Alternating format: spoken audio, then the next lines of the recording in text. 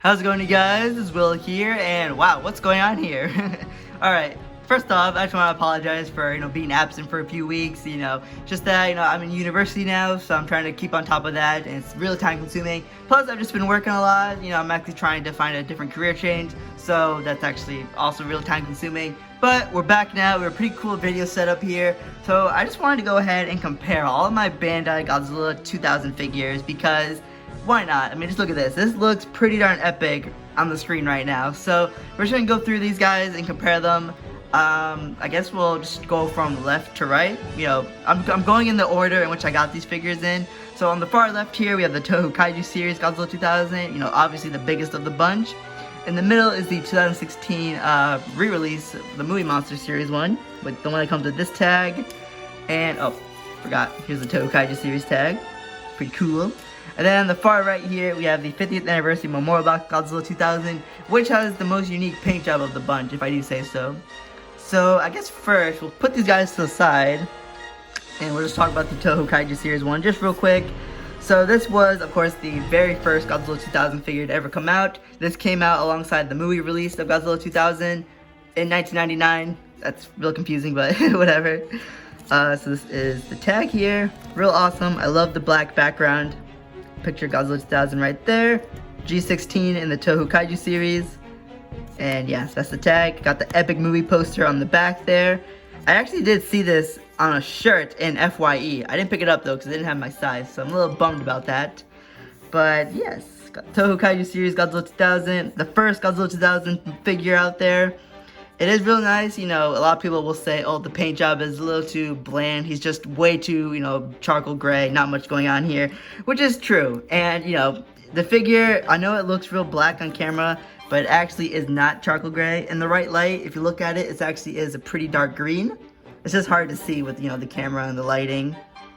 But it is real nice, Now, there is a subtle difference with this figure compared to these two, and that's of course the paint applications. The Toho Kaiju series figure here, as you can see, he has red eyes, and he only has paint on the tongue, nothing inside the mouth at all. And if you look at these two over here, I don't know how well you can see it, but they actually have brown eyes, and they have paint fully inside the mouth, which I just think is a little bit of a nicer touch. Like, it shows that they put the care into it. But all that being said, the Toho Kaiju series figure, it is real nice. If you just want a good standalone Godzilla 2000, this could be your guy right here. But if you're looking to scale him up with something like, say, his nemesis Orga, this figure won't do that good because he is actually a lot bigger than your basic standard. Like, look how these guys compare.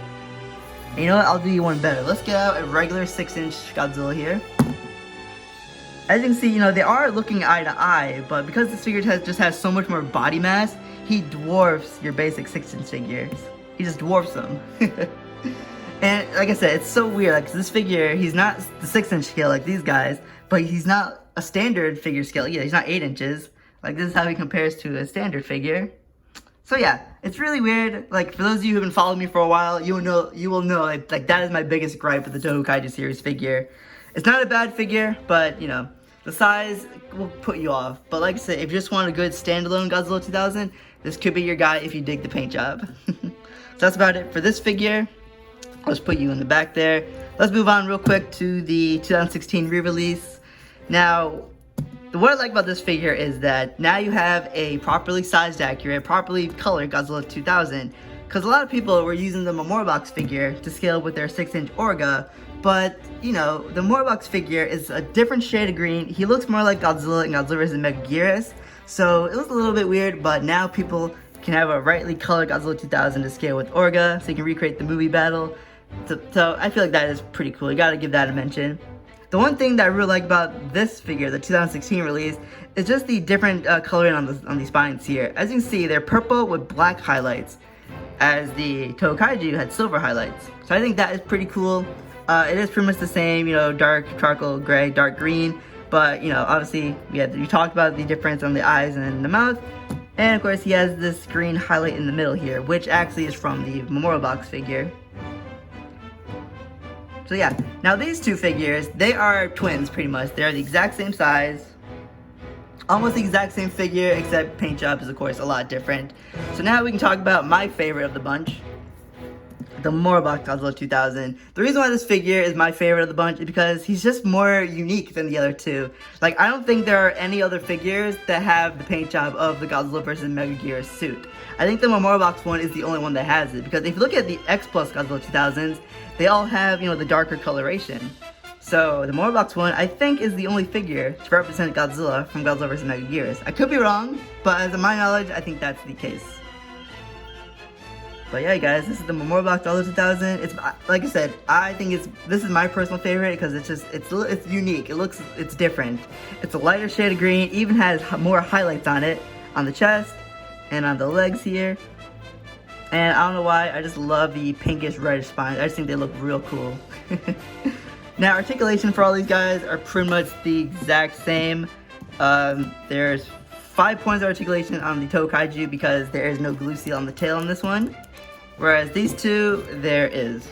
Can't move that one. And can't move that one. But the rest of articulation is the same. Arms go in and out and the legs go up and down. Basic Godzilla articulation.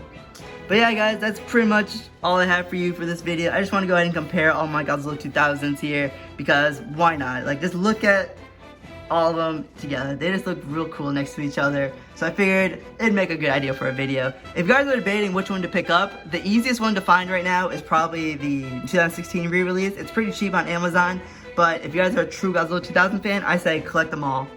Just collect them all. If you're interested in X Plus, because I think X Plus is taking over the collecting game, go ahead and collect those too. But yeah, guys, I'm glad to be back making videos, and I hope to see you guys really, really soon. Thank you for watching, as always.